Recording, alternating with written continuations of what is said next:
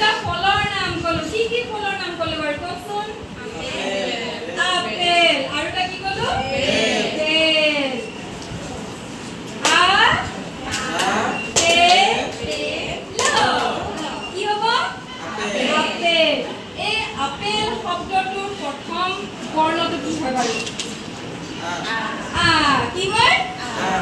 ঠিক আছে আৰ পৰা তোমালোকে প্ৰত্যেকে এটা এটা শব্দ ক'ব লাগিব কিন্তু তাই কোৱা শব্দটোৰ লগত তাই যদি এবাৰ কয় আকৌ পুনৰ যদি কৈ দিয়ে কেনসেল হৈ যাব মানে দুবাৰ একেটা শব্দ ক'ব নোৱাৰিব এতিয়া কৈ যাওক ঠিক আছে ক্লেপ বজাই দিয়ক আনাৰস বাকি আঙুৰ